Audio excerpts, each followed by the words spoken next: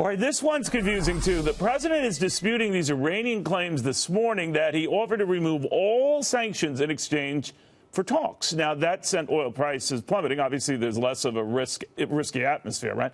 Blake Burman has the latest from the White House trying to clarify all of this. They're saying no such talk started, right? Yeah, and this, Neil, would run completely counter to U.S. foreign policy, at least under the Trump administration, which is what raised so many eyebrows earlier today. Here was the claim from the Iranian President Hassan Rouhani. He says that the U.S. had agreed to lift all sanctions against Iran in exchange for a presidential meeting. Now, Rouhani, of course, was in New York City earlier this week for the UN meetings, and he said that he met with U.S. officials and at those meetings, European leaders as well, and says the following, says, quote, "It was up for debate what sanctions will be lifted, and they, meaning the United States, had said clearly, we will lift all sanctions." However, that caught the attention of President Trump this morning, who then took to Twitter and said it was absolutely not the case. The tweet right here, he said, "I said, of course, capital N, capital No, exclamation point." The White House Deputy Press Secretary Hogan Gidley then further elaborated by saying the following in a statement, quote, "This is a flat-out lie. Rouhani wanted President Trump to remove the sanctions and end the maximum pressure campaign, and the president told them no, absolutely not." Neil, a State Department official today also pushing back on the notion that any U.S. officials met with Rouhani in New York earlier this week. You see him there entering the UN facility on Wednesday. Rouhani also contends that Iran is ready for negotiations, but not during the current U.S. posture of sanctions and pressure. So, Neil, leading into the UN, there was all this talk and questions of whether or not President Trump and President Rouhani would sit down and meet. The president, said he always leaves the door open for stuff like this. But clearly, when you hear the back and forth here, it leaves a very real question as to when and if and how these two could even potentially meet down the line. Yeah, they're not going to meet accidentally. Maybe this stretches that point. Thank you, my friend, very, very much. Glenn Hall, let's give this the benefit of the doubt that they were kicking it around. It wouldn't be unusual to throw that out. Then what?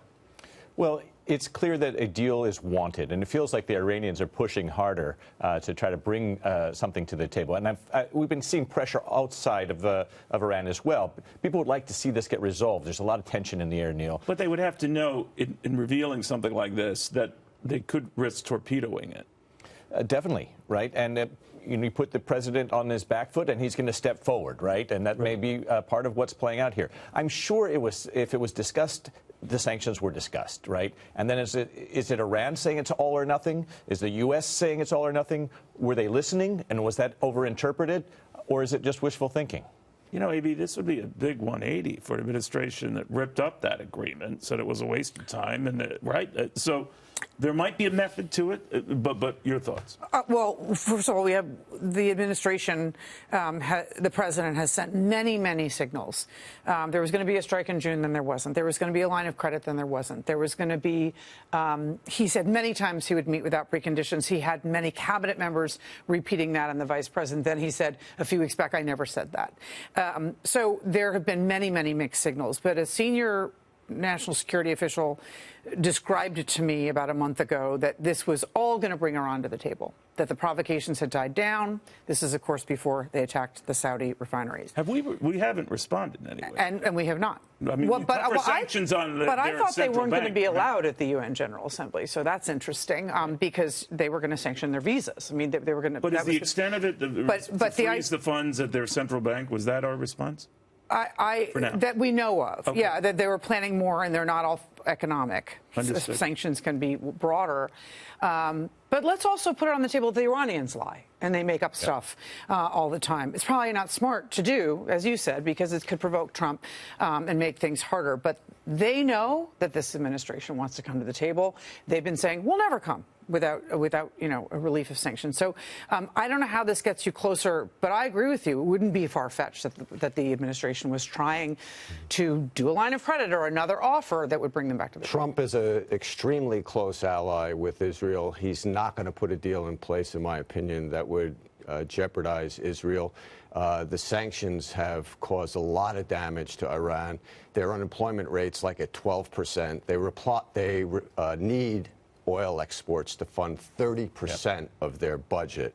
I mean, Iran has. For a country pinned to the corner, they sure know how to lash out. They can lash out, but I'm telling you, Donald Trump and the Prime Minister of Israel are tight, and there's no way That's he's assuming he can cobble together a coalition government. He's not going to make the same mistake that President Obama did with that type of a deal. I guarantee it.